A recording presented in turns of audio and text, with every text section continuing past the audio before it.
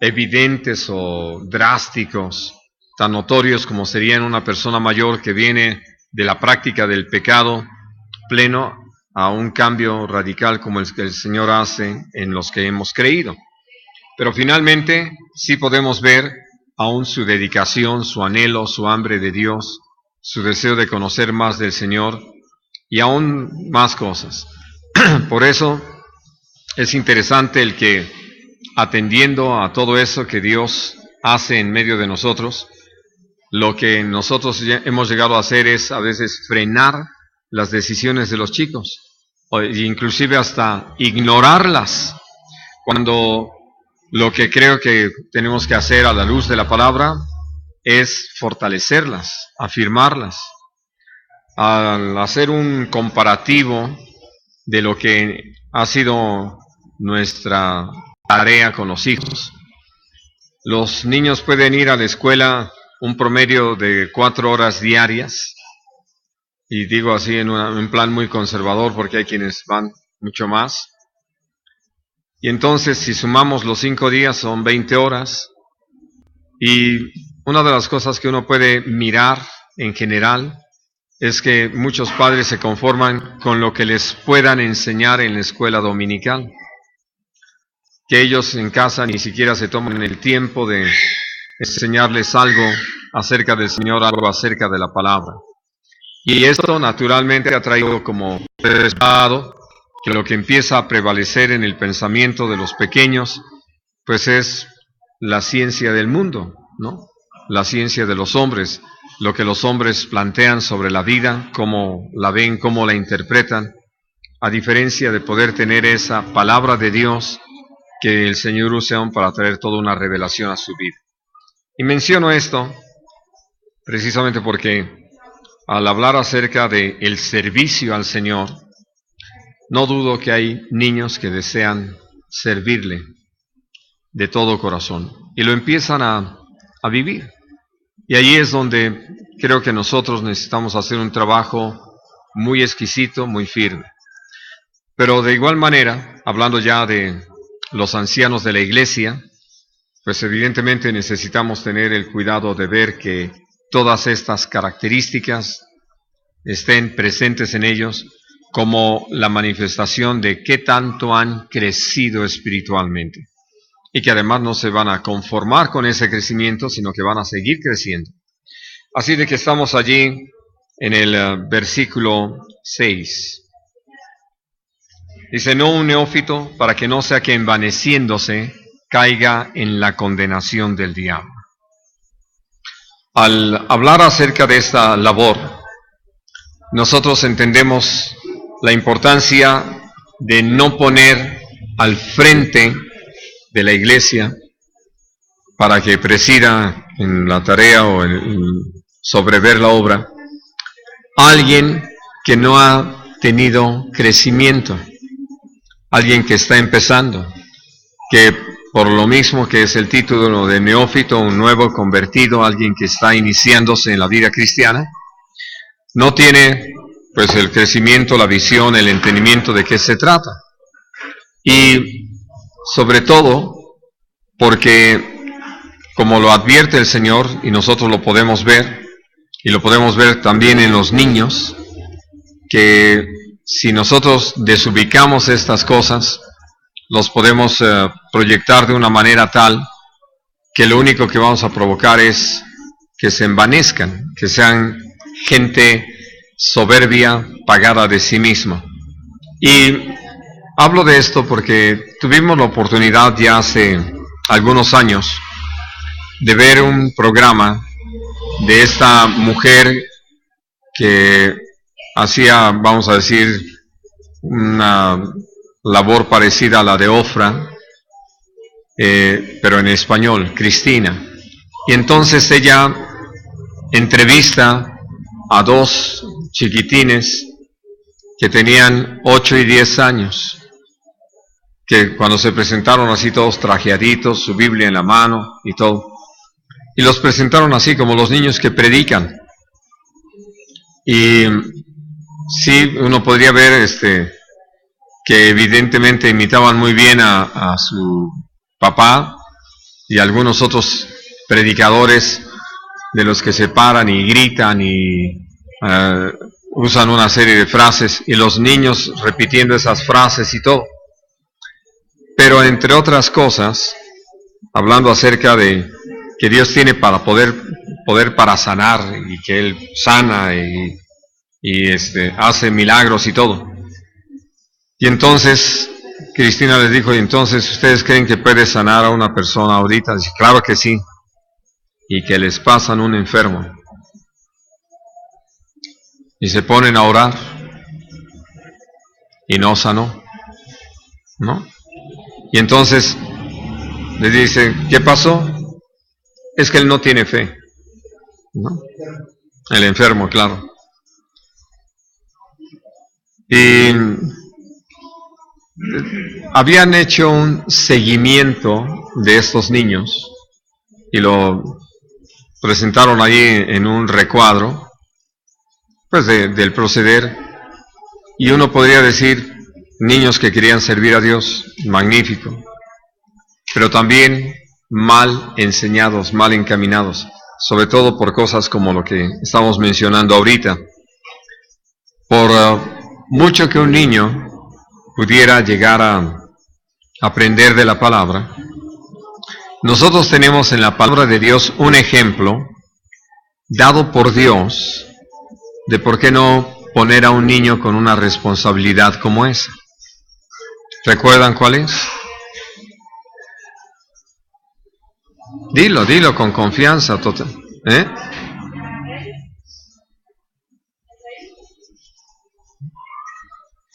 No, pues los reyes estuvieron como reyes, pero de alguien que, siendo niño, Dios no permitió que tomara una responsabilidad en este sentido que estamos hablando. Naturalmente. Que a los 12 años tenía un conocimiento que admiraba a los mismos doctores de la ley. Y que alguien podría decir, ya estaba listo para estar predicando. Pero nuestro Padre Celestial, Padre Sabio, dijo, no es el tiempo. Vamos allá, algo más que Jesús mismo, como lo dice allí claramente en Hebreos, necesitaba aprender. Y entonces necesitaba seguir creciendo, inclusive ser perfeccionado por medio de aflicciones, aprender de tal manera que al tomar ya la responsabilidad, él pudiera mantenerse, porque este es un asunto sumamente importante. Hace muchos años tuve la oportunidad de escuchar a un predicador que, para introducirse, él dijo que había tenido la oportunidad de saber de esta anécdota de un predicador que se había hecho muy famoso porque la forma de predicar, las cosas que enseñaba, le habían parecido muy atractivas a muchos pastores. Y entonces él ya era famoso, tenía sus recursos, así de que tenía su auto y tenía su chofer. Y el chofer lo llevaba donde lo invitaban a predicar. Y un día, mientras iban a un lugar para que él predicara, el chofer le dijo, ¿sabe qué? Yo ya lo he escuchado tanto que creo que yo podría tomar su lugar. Y entonces él le dijo, sí, y sobre todo en este lugar donde voy no me conocen físicamente, así es de que tú llegas y te presentas como si fuera yo como tu chofer. Y entonces empieza el chofer a repetir lo que había oído, que lo que estaba haciendo era eso, repetir lo que había oído. Y de repente una persona levanta la mano y dice, quiero hacerle una pregunta. Y entonces él dijo, a ver, y le hace la pregunta, que evidentemente él no podía contestar, porque solamente estaba repitiendo. Y entonces dice, bueno, eso es tan fácil que hasta mi chofer se lo va a contestar. Pero hablando de lo que pasa con un neófito, de alguien que es nuevo, puede ser como le ha sucedido a varios que de repente ya se sienten muy buenos predicadores porque han bajado sus predicaciones de internet o han estado escuchando a otros predicar a través de internet o tienen predicaciones grabadas en diferentes medios y solamente las repiten. Hace algunos años mis hijos tuvieron la experiencia de estar en una reunión donde un joven predicó, pero para ahora sí que desconsuelo de este joven, mis hijos ya habían escuchado al que había predicado exactamente lo mismo que predicó, porque hasta usó los mismos ejemplos y todo. Entonces fue algo muy especial, ¿no? Que siguió exactamente, fue como si hubieran puesto el cassette del otro predicador, porque repitió exactamente lo mismo. Creo que lo único que le falló un poquito fueron las inflexiones de la voz, pero de ahí en fuera todo estaba igual. Y puedo decirles que mucho de esto hay en la iglesia el día de hoy. Eso es lo que está provocando que sea algo tan hueco lo que se está dando dentro de la iglesia y que ha propiciado inclusive esto otro que son los famosos cursos. Cuando uno ve lo que ha pasado dentro de estos cursos y la forma en que se han organizado para que dichos cursos sean dados, de todo lo que se trata es de que alguien tome el curso. Una vez que ha tomado el curso, entonces empieza a calificar para poder dar el curso. ¿Qué ha pasado realmente en su vida? Probablemente nada. Todo lo que tuvo que hacer fue aprenderse el curso para que cuando le preguntaran algo sobre el curso, tuviera una de las más altas calificaciones y entonces ya calificara como un posible ponente del curso, ¿no? Y ya cuando le dan el lugar, pues todo lo que hace es repetir las cosas y todo. Por eso no me extraña que manual tras manual y cosas por el estilo, pero que están careciendo de vida. Y todo porque este sistema que empezó a implementarse en Colombia, empezó a manejarse de esa forma, ¿no? ¿De qué se trataba? De reunir a un grupo de 12 para que escucharan la palabra. Iba a llegar alguien a enseñarles. Pero entonces ya el anfitrión, con el tiempo, podía promover a cada uno de los 12 invitados para que cada uno tuviera sus 12, y entonces él podía ya ser el que fuera a instruir a los nuevos 12. ¿Y qué estaba haciendo? Pues simplemente repetir lo que había oído, cosas que quién sabe, inclusive si le constaban o no, si las había experimentado o no, pero ya las estaba diciendo. Y entonces, ¿qué es lo que hemos visto que ha pasado? Esto de lo que advierte el Señor en su palabra. ¿Cómo es que viene esa vanidad? Ahora, vamos a leer allí en Primera de Corintios, en el capítulo 8, esto que resume así el Señor en su palabra.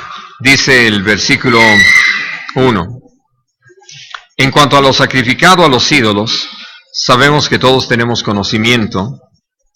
El conocimiento envanece, pero el amor edifica.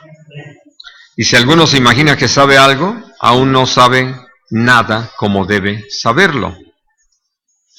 Ahora, aquí el punto es ese. Yo puedo adquirir conocimiento, y podemos decir así, teórico, intelectual, y lo hemos visto. Recuerdo que hace unos años atrás, visitando a unos hermanos, nos habían invitado a desayunar. Estábamos ahí y el padre de familia empezó a decir algo que se le ocurrió, no sé de dónde sacó la idea.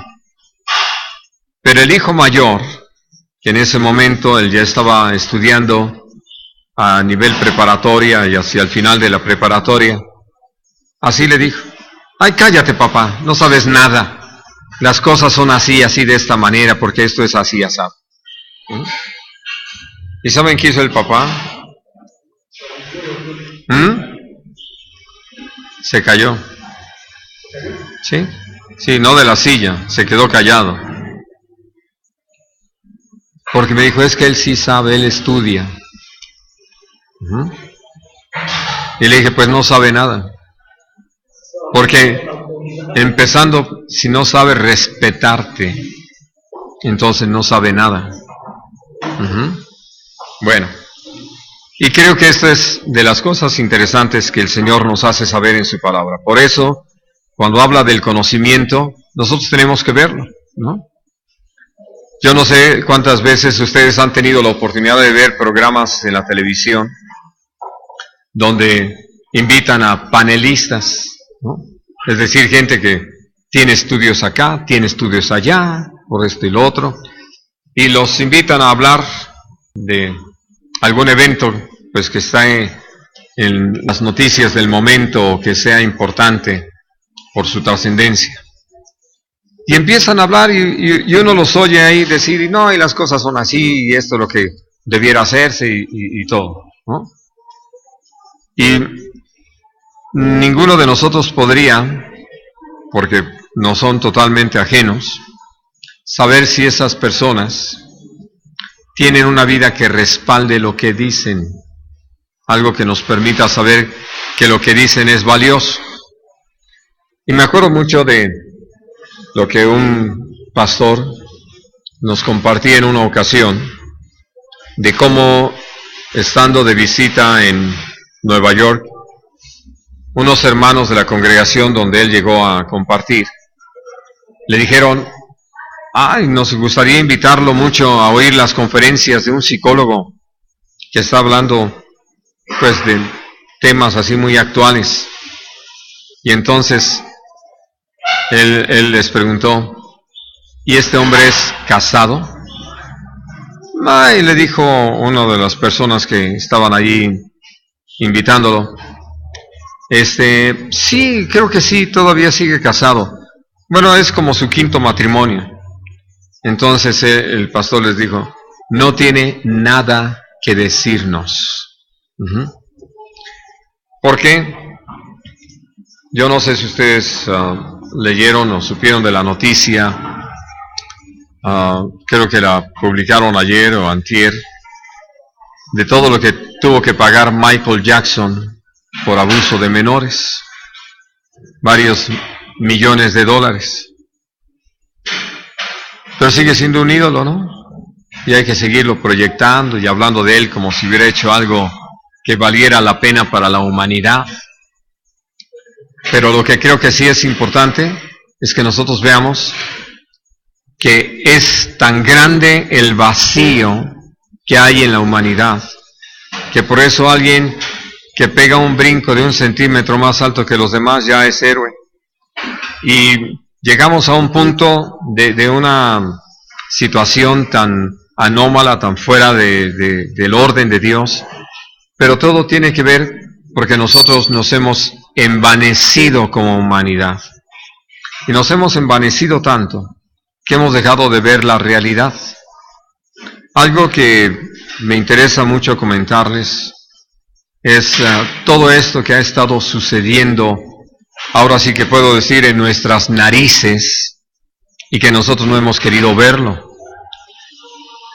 Al dejar de ser la iglesia la luz que Dios nos ha llamado a ser, y mucho tiene que ver con esto del envanecimiento, porque hoy ya se manejan títulos para presentar a los predicadores o a los que están al frente, ya viene a ser más importante ahora sí que levantarlos en razón de su currículum. Entonces, lo que la iglesia ha estado escuchando no es lo que necesita. Y la iglesia cada vez más ha ido perdiendo su identidad como tal, como iglesia. ¿Y a qué me refiero en cuanto a lo que está pasando frente a nosotros?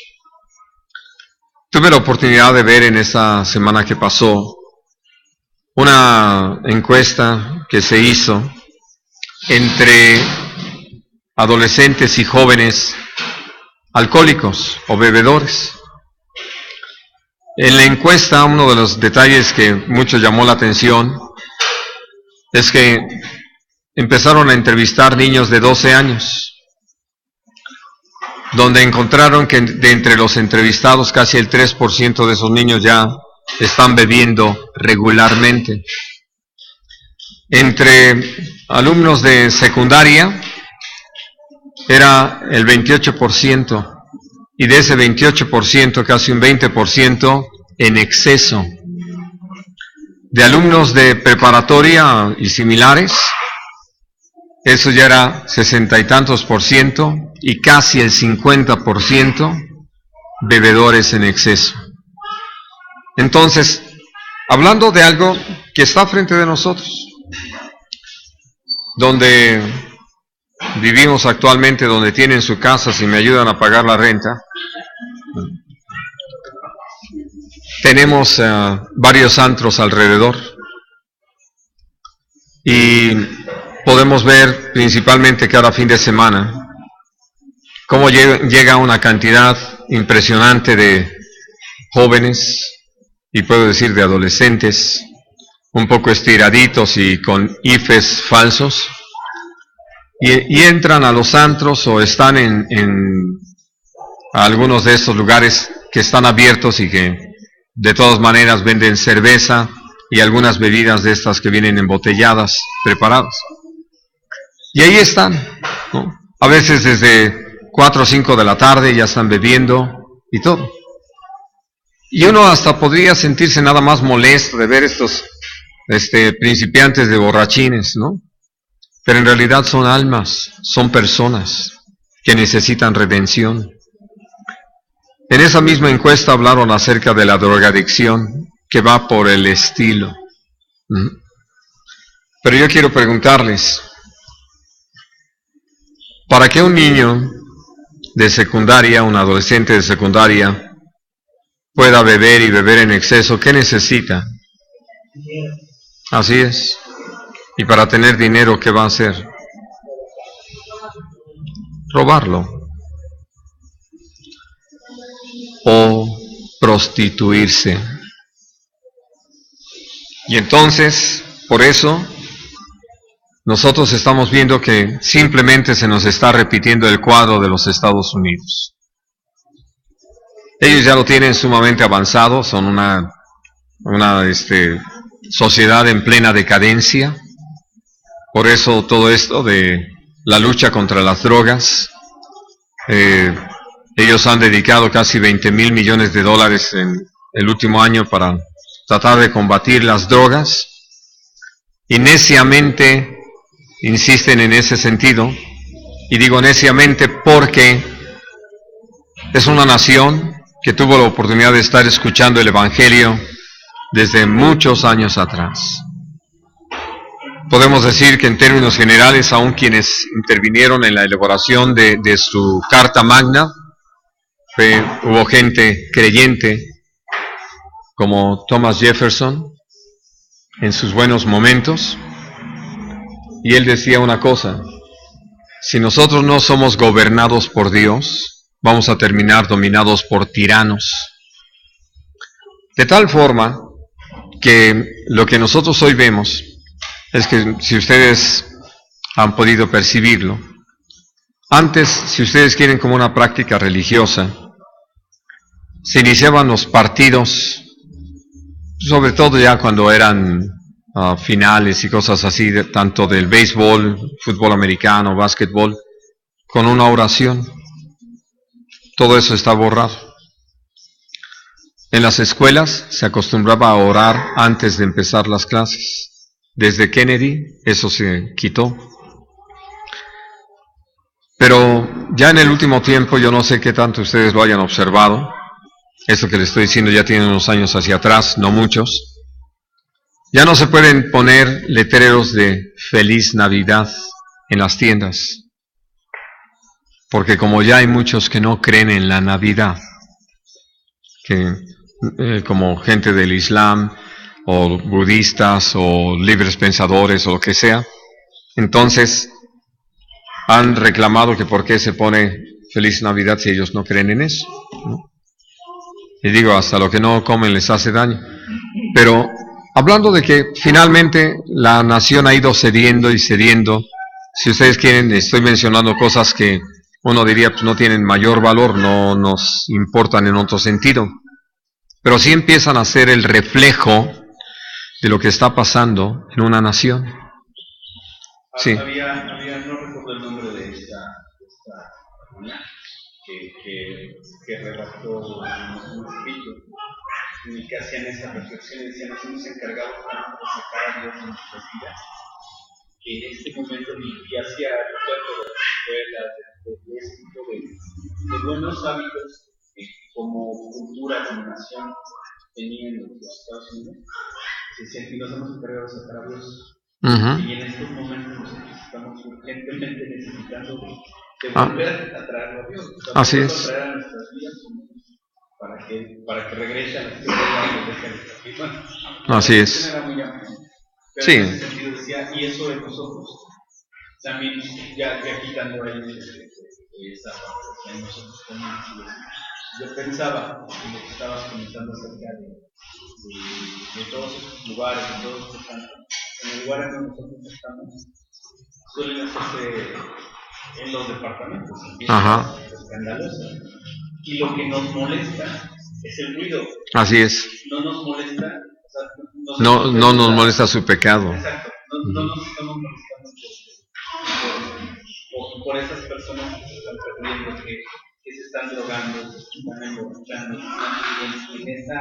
en esa unidad, no por el ruido que hacen. Así es. Yo recuerdo que alguna vez bajé en una fiesta como a las 4 de la mañana y fui a reclamarles por ruido. Y ahora que nunca se me ocurrió realmente considerar eso y decirles algo, porque yo bajé, no les hablé de mala forma, o sea, fui con la persona que ya se está, por favor. Y no consideré las partes nocivas, estás perdiendo, lo que estás haciendo no te lleva a ninguna razón. Sí. Vamos, y por eso se los digo. Y creo que es muy importante porque ahorita lo vamos a mirar en otros pasajes aquí en 1 Corintios, hablando de esa situación. Vamos a leer allí en el capítulo 4, primero.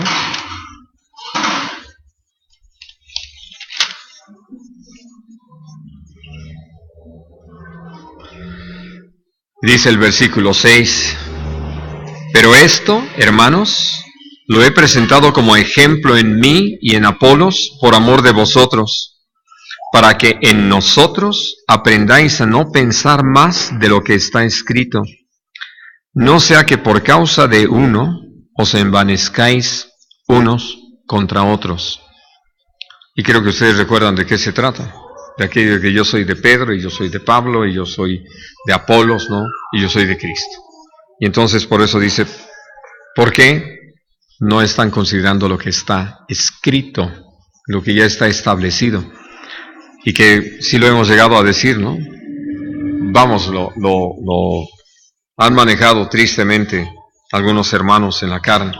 ¿Tú a qué congregación vas? ¿No? Como si se tratara de que la congregación salva, ¿no? O que el pastor de esa congregación es el efectivo, ya desplazó a Jesús, ¿no? Y por eso termina uno envaneciéndose unos contra otros. Pero este envanecimiento nos lleva a perder de vista precisamente lo que el Señor ha hecho de todos nosotros, de cómo nos ha alcanzado, de cómo somos hermanos en la fe de Cristo. Y mucho tiene que ver que en ese conocimiento que se adquiere, no es que nos dan unos estudios profundos, y uno puede decir, sí, todavía no terminan de salir de ellos, ¿no? Está tan profundo que todavía no salen. Y lo otro, aquí mismo en el capítulo 4, dice en el versículo 18, mas algunos están envanecidos como si yo nunca hubiese de ir a vosotros. Hablando de que la tarea que finalmente Dios le había encomendado al apóstol Pablo era estar sobreviviendo a la iglesia, vigilando el sano desarrollo de la misma. Y entonces, al escribirles esta carta, estaba respondiendo a una carta que le habían enviado para decirle las situaciones que se estaban presentando dentro de la iglesia. Y el apóstol aquí menciona que ya él había escrito antes otra carta a la misma iglesia en Corinto, que no la tenemos en la palabra de Dios, no le pareció bien al Señor que estuviera, pero que al hablar entonces en estos términos, él les dice, ustedes están actuando como si no tuvieran que darle cuentas a nadie y que pudieran entonces manejarse como a ustedes les parece, creyendo que no va a suceder nada. Y mucho de esto sucede cuando se pierde el temor al Señor y entonces se actúa fuera de lo que es el conocimiento de la palabra y lo que es naturalmente el conocimiento de la voluntad del Señor. Y por eso, llegando al punto, capítulo 5, dice, de cierto se oye que hay entre vosotros fornicación, y tal fornicación cual ni aun se nombra entre los gentiles, tanto que alguno tiene a la mujer de su padre, y vosotros estáis envanecidos. ¿No debierais más bien haberos lamentado para que fuese quitado de en medio de vosotros el que cometió tal acción? Vamos, ¿cómo veían esto? Déjenme decirlo así, usando todo el contexto. No nos dice la palabra de Dios, ahora sí que, ¿a qué grupo pertenecía? Si al de Pablo, o al Pedro, o al de Apolos, o los que se sentían super espirituales cristianos. La realidad es que era un hermano que había perdido totalmente el entendimiento y que estaba en la práctica del pecado. Pero ¿cuál era la actitud de la iglesia? Estar envanecidos, ¿no? No, ni siquiera lo tomaba en cuenta. Es por eso que lo que está compartiendo Raúl es tan importante que lo entendamos. Porque en general así nos hemos comportado, ¿no? Nada más uno pasa y dice, hay bola de marihuanos. Pero esos marihuanos son personas por las que también Jesús murió. Pero nosotros podemos verlos ya en ese plan, ¿no? Y ya empezar a desentendernos, porque como ya aquí hay puro super santo, entonces ya empezamos a despreciar a nuestros semejantes cuando estamos en medio de esta generación como luz. Por eso les decía, es tan tremendo ver esto que se ha dado ya frente a nosotros y que está sucediendo, podemos decir así, de forma escandalosa, y que lejos nosotros de reaccionar, todo lo que podemos decir es hacer otra estadística, ¿no? Y ya, cuando lo que el Señor desea, como lo dice en 1 Timoteo capítulo 2, es que oremos por todos los hombres, que hagamos oraciones, rogativas, peticiones, por todos y principalmente por los que están en cargos de responsabilidad, los que están en eminencia. Entonces, uno puede darse cuenta que cuando uno pone a un neófito, esto que me encantó desde que me lo aprendí, se suben a un ladrillo y les da mal de montaña, ¿no? Otra de las frases que hemos acuñado en razón de los últimos, ¿qué serán? 60, 70 años, se cree la última Coca-Cola del desierto, ¿no? Es decir, se envanece uno.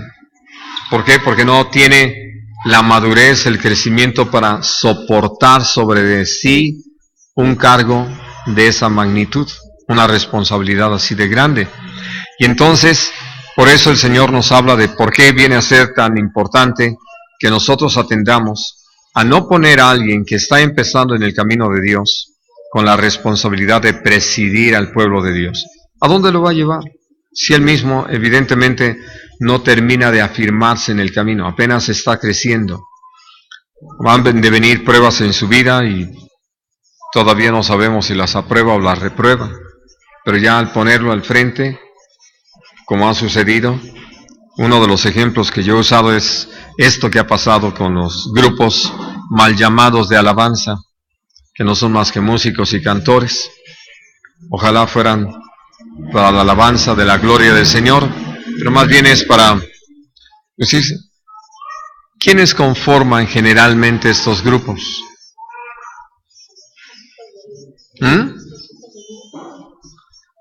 Bueno, pero siendo hijos del líder, ya el líder que tiene 190 años y los hijos como 90, son jóvenes, la mayoría son jóvenes, ¿no?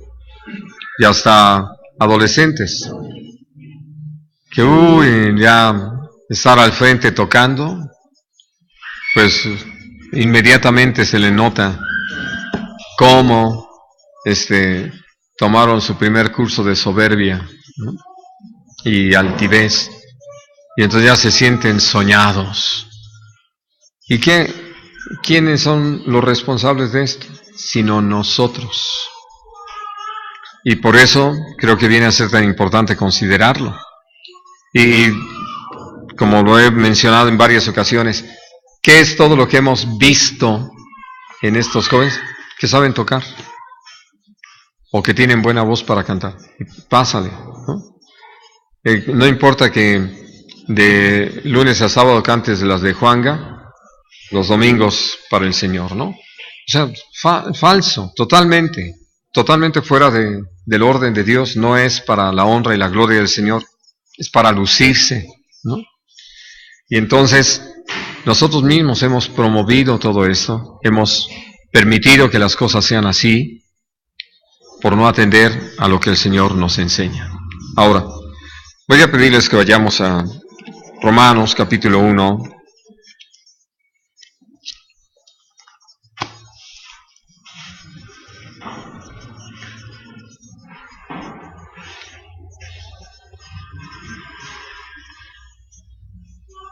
Y leo a partir del versículo 20.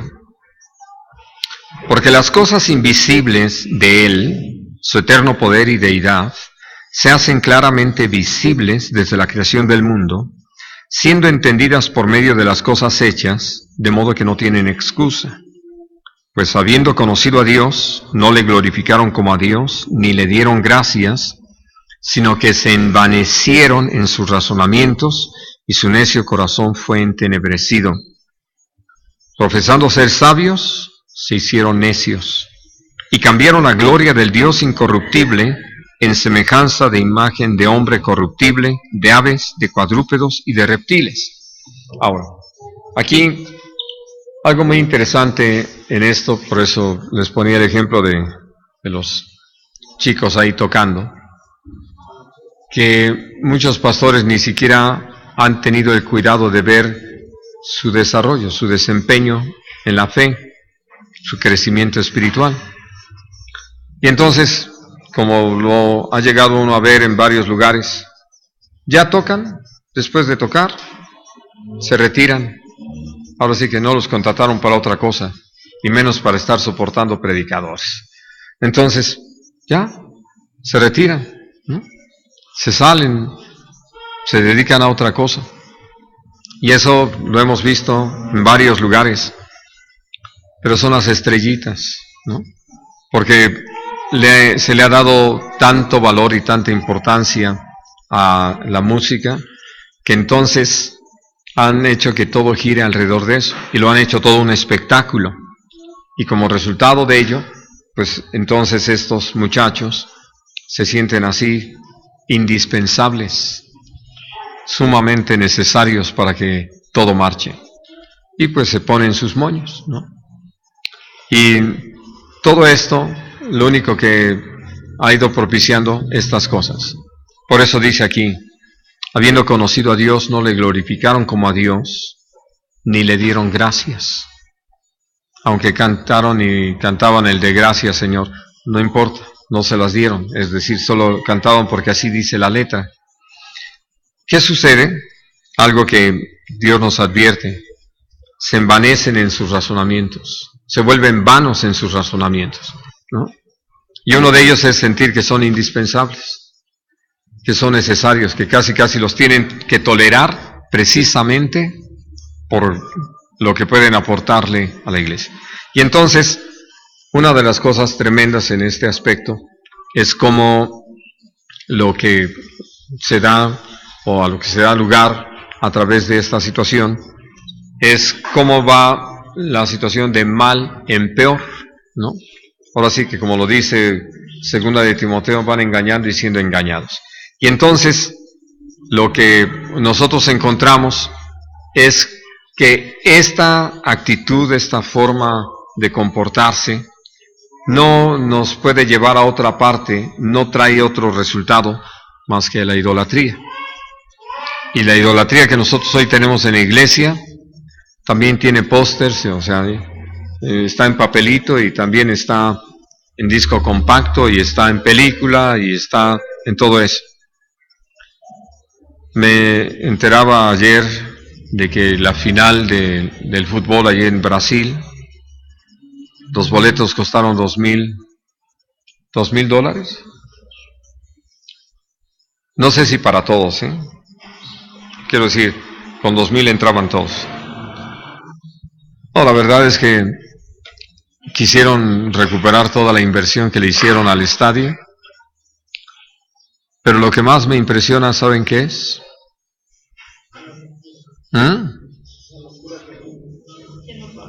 Que haya necios que lo paguen. Suficientes como para llenar el estadio, claro. Había algunos que iban de gorra, ¿no? Pero quiero decir en general. Y hablo de esto precisamente porque uno dice, ya van a ver a sus ídolos. Bueno, lo bueno es que son gente del mundo, ¿verdad? No creo que haya habido cristianos ahí.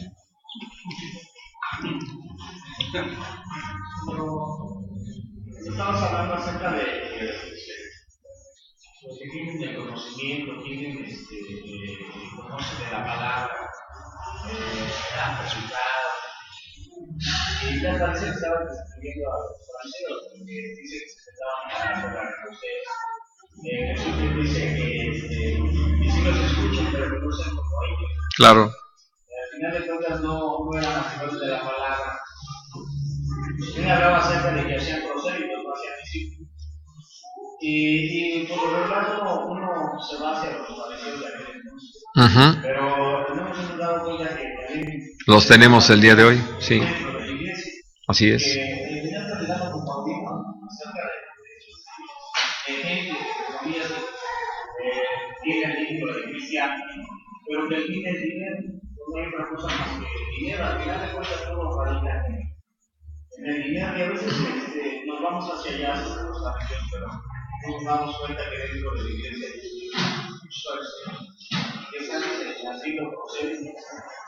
y que por pretexto hacen largas oraciones para quedarse con la hacienda de las viudas. Sí, claro. Y vamos, por eso creo que es importante, en primer lugar, que entendamos esto. Algunos, por ese afán de que le llamaron en el mundo mismo de expansionismo, no les importó poner al frente de otros a neófitos. Y entonces, ¿qué hacen los neófitos con los más neófitos? ¿No? Pues simplemente llevarlos por el error. Ellos mismos no están firmes. Habrá sus muy honrosas excepciones, ¿no? Pero en general uno puede entender que alguien que no está en el pleno conocimiento del Señor, de la palabra, hacia donde camina, pues es más bien hacia sus inclinaciones, más que al ejercicio, a la práctica de la palabra. Y por eso esto que Jesús decía, ellos dicen y no hacen, ¿no? Y entonces hay gente que da cursos y que no lo vive, porque adelantándome un poco, sobre todo porque lo avanzado del tiempo, cuando uno lee acerca de este problema de vanidades, uno puede recordar lo que el Señor le habla al pueblo de Israel, y se lo dice, usa a Isaías, a Jeremías, a Ezequiel, pensando ahorita en pasajes muy específicos. Y el Señor les pregunta, como aparece en el capítulo 2 de Jeremías, ¿qué maldad vieron sus padres en mí que se apartaron tras sus vanidades? ¿No? Y empieza a través de todo el libro del profeta Jeremías a hablar de una serie de situaciones, pero sobre todo de una muy importante, que uno lo sigue viendo en la realidad. ¿Cómo es que hay tanta gente escuchando a tanto falso profeta? Que todo lo que les hablan, de lo que les anuncian, son de vanidades, pero les encanta escuchar, ¿no? Porque esos son sus sueños, y eso es lo que a ellos les gustaría que se les convirtiera en una realidad. Y entonces, por eso el Señor habla de cómo es que el pueblo ha aceptado la mentira. Hay un pasaje en Lamentaciones, es en el capítulo 2, versículo 14, que dice: tus profetas vieron para ti vanidad y locura, y no descubrieron tu pecado para impedir tu cautiverio, sino que te predicaron vanas profecías y extravíos, ¿no? Y entonces, quiero compartirles algo, si es que no tuvieron la oportunidad de leerlo.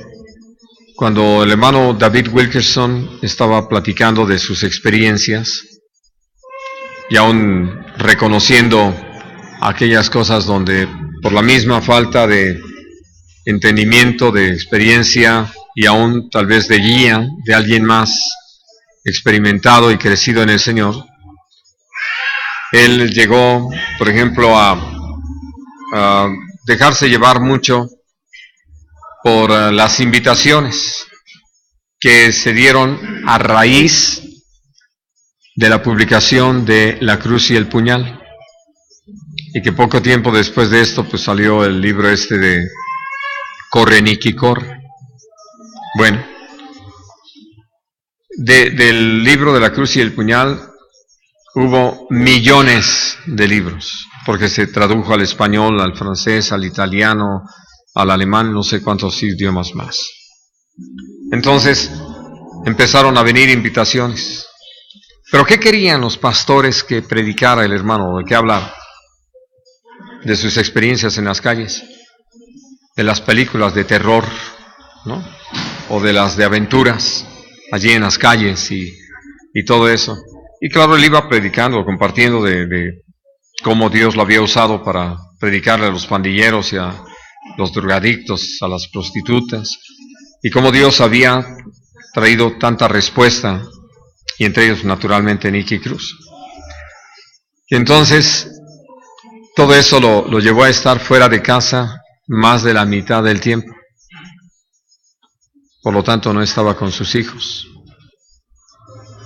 No estuvo cuando a su esposa lo operaron 5 veces de cáncer. Y entonces él puede reconocer pues que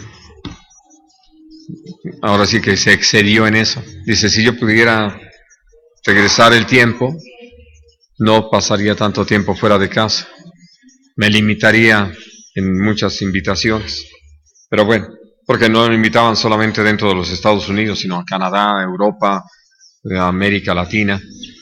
Y entonces viajó mucho. Y mucho era, ya saben ustedes, sobre todo la editorial, promover el libro y cosas así.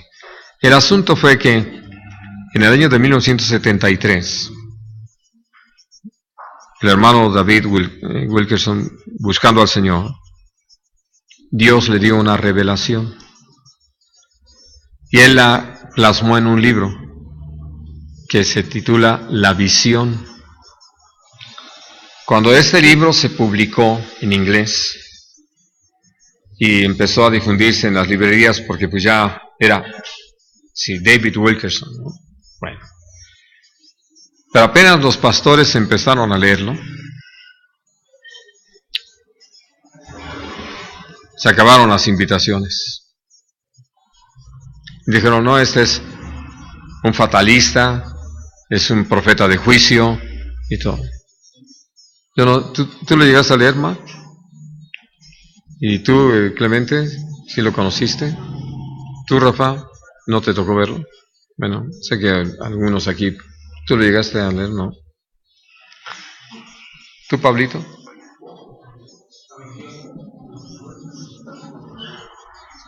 Pueden encontrarlo, si es que lo encuentran. Digo, creo que en internet estaba. Sí, puede ser. No, lo que quiero decirles es que no lo pueden encontrar en las librerías, porque la gente ya no lo quiso. Porque pues no, ya no hablaba de aventuras, sino hablaba de todo lo que estamos viviendo. Y fue toda una advertencia. Miren, algo que se me quedó muy grabado es esto, como el hermano dice, y Dios me mostró en esa visión, cómo la gente podía adquirir unos aparatos que se conectan a la televisión y que la gente puede poner películas ahí, dice, principalmente películas pornográficas. No había videocaseteras en aquel entonces, ni siquiera en las compañías grandes, no había videocaseteras de ningún tipo. Las videocaseteras empezaron a entrar en los años 80. Bueno, entonces Dios le habló de eso, de algo que ha sido de veras una tremenda amenaza para los hogares, porque entonces muchos ya pueden conseguir sus películas pornográficas, verlas en su casa y creer que porque no los ven los hermanos, Dios no los ve tampoco, ¿no? Porque no estoy hablando de los incrédulos están sumidos en el pecado. Pero hablando de esto, y entonces no solamente habló de situaciones de la iglesia, sino estaba hablando de lo que en general en el mundo está sucediendo. Todas las crisis. Habló de la, ¿cómo se llama? Se me fue ahorita el término. La depresión económica en los Estados Unidos. Que yo no sé si ustedes recuerdan, el año 87 vino uno de los fuertes quebrantos y naturalmente en estos años recientes vino lo de Lehman Brothers, que puso de cabeza no solamente a los Estados Unidos, sino a todos los que están unidos en el comercio con ellos, casi a todo el mundo, ¿no? Bueno, entonces, hablando de cosas así, advertencias de muchas situaciones que se dieron en la iglesia, pero algo que fue muy interesante para mí saber es que el hermano, por todo lo que Dios le mostró, aún de lo que se iba a dar en la iglesia,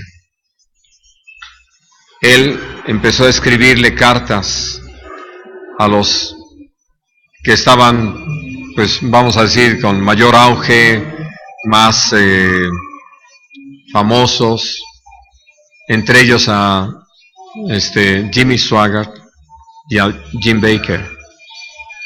Y digo estos dos nombres porque fueron tal vez los más escandalosos. Y les decía en su carta, detente, retírate al desierto, renuévate, busca al Señor, porque te estás deslizando. Y muchos de ellos le contestaron y de una manera muy agresiva, ¿no? Así de que, pues así como que estás loco, estás exagerando. Por eso dejaron de invitarlo, ¿no? Ahora, algo que estaba unido a esto, lo invitaban y le daban ofrendas. Las ofrendas las utilizaba para los centros de desafío a la juventud.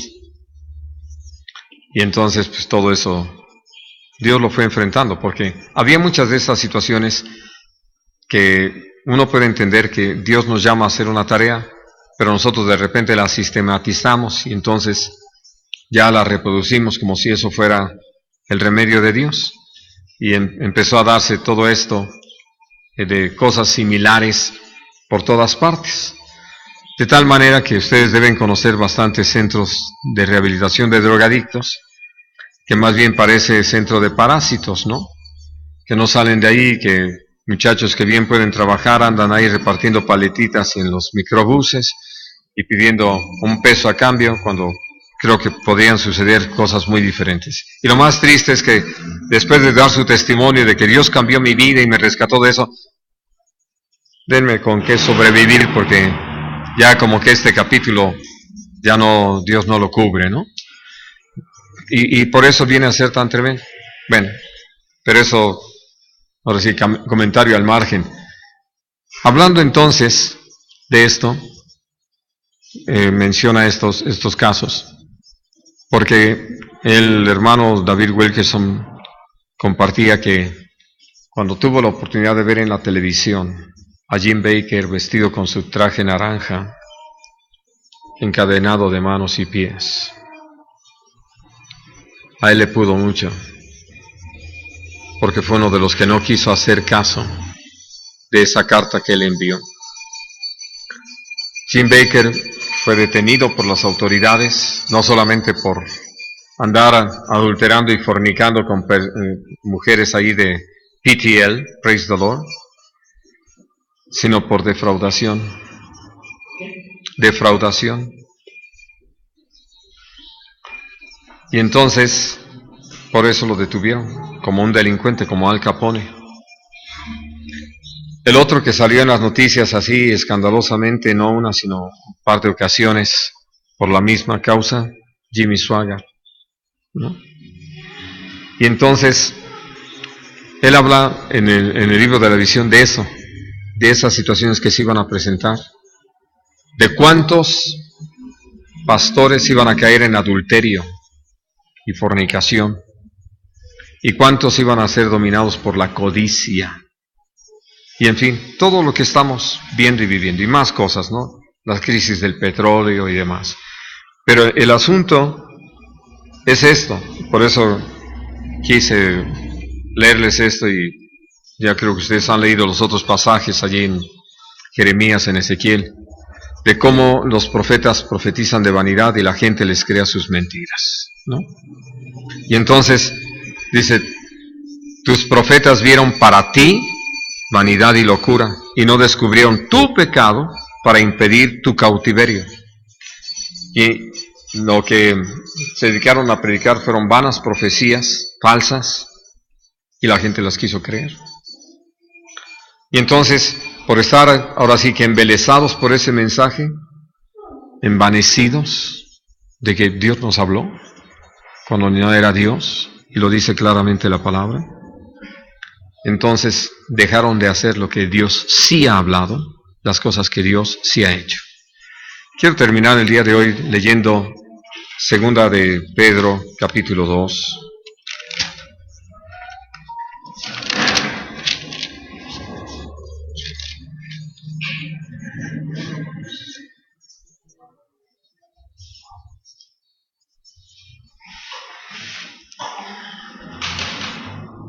Leo a partir del versículo 14.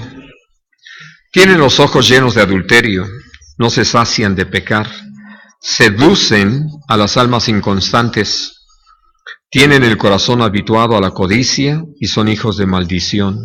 Han dejado el camino recto, así de que sí estaban ahí, y se han extraviado siguiendo el camino de Balaam, hijo de Beor, el cual amó el premio de la maldad y fue reprendido por su iniquidad, pues una muda bestia de carga, hablando con voz de hombre, refrenó la locura del profeta. Estos son fuentes sin agua y nubes empujadas por la tormenta, para los cuales la más densa oscuridad está reservada para siempre. Pues hablando palabras infladas y vanas, seducen con concupiscencias de la carne y disoluciones a los que verdaderamente habían huido de los que viven en error. Así es de que atendamos a la palabra y no pongamos a principiantes, sino a gente que ha dado testimonio de que está creciendo, que está madurando, que tiene un verdadero compromiso con el Señor. ¿Y dónde anda? Y entonces creo que todo lo que nosotros necesitamos hacer es atender a esta indicación de parte de Dios en cuanto a qué es lo que se requiere para que veamos a la iglesia crecer fuerte en el espíritu, comprometida con Dios, de tal manera que no cerremos los ojos ante nuestra realidad. Esto que está sucediendo en nuestro país, en cuanto al crecimiento de la maldad, narcotráfico, crimen organizado, ¿saben ustedes de quién es responsabilidad? De la iglesia. El hermano Norman Vincent Peale lo dijo de esta manera, que el mal crece en la proporción que el bien se lo permite. Entonces, si nosotros en vez de alumbrar hemos puesto la luz debajo de la mesa, ya no alumbra a todos los que están en casa. Y realmente creo que ustedes lo pueden entender. El que la gente esté sumida en estas prácticas es porque realmente no ve la luz. Si en la iglesia tenemos casos tan escandalosos de gente que no está enriqueciéndose con el narcotráfico y el crimen organizado, pero sí estafando a los creyentes, pues entonces, ¿qué luz le puede llegar al mundo? ¿No? Y si no ven santos, sino gente que es igual que ellos, que practican las mismas cosas que ellos, que se mueven como ellos, ¿qué camino pueden seguir? No hay nada que defina. Por eso tenemos una responsabilidad tan grande, y esta responsabilidad empieza porque nosotros doblemos las rodillas y roguemos por todos los hombres, empezando por los que están a nuestro alrededor, la gente que conocemos, aquellos que podemos orar por nombre, ¿no? Y entonces uno puede ver que al atender a este llamado de parte del Señor, vamos a ver resultados, vamos a ver verdaderos cambios. Lo dice el Señor, para que vivamos quieta y reposadamente. Muy bien. ¿Algo que quieran comentar antes de dar gracias? Que no sea unión, por lo regular, no llega a dar temor, por ejemplo, en el caso de nosotros, que hay pocas unidades de nosotros, por lo regular siempre decimos poca unidad de Dios, pero precisamente hablando de alguien que no sea nuevo en el Evangelio, porque tiene que tomar esa responsabilidad de ser luz. ¿Sabes qué? Tenemos que ser, como lo decía Pablo, ¿sabes qué? Ser agitadores de Cristo, imitadores de Cristo. Pero muchas veces nos llega a dar temor de aplicar estas cosas, el apropiarlas, ¿no? Porque al final de cuentas somos un mensaje para la gente. Todo lo que hacemos somos un mensaje. Sea que estemos dando un buen mensaje, sea que estemos dando un mal mensaje, pero somos un mensaje viviente para ellos. Y como tú lo decías, ellos tienen que ver la luz en algún lado. Pero si nosotros no somos esa luz para ellos, y es más que nada eso, porque sí nos llega a dar como pues podemos mirar en Dios, pero yo creo que deberíamos de tomar el compromiso de que podemos mirar en mí, como yo la puedo sentir. Claro, así es. Sí, porque qué fácil es quitarse esa responsabilidad. Yo pienso que es un error. No tomemos esa decisión. Así es. Así veme a mí, porque lo que yo estoy haciendo es como Dios.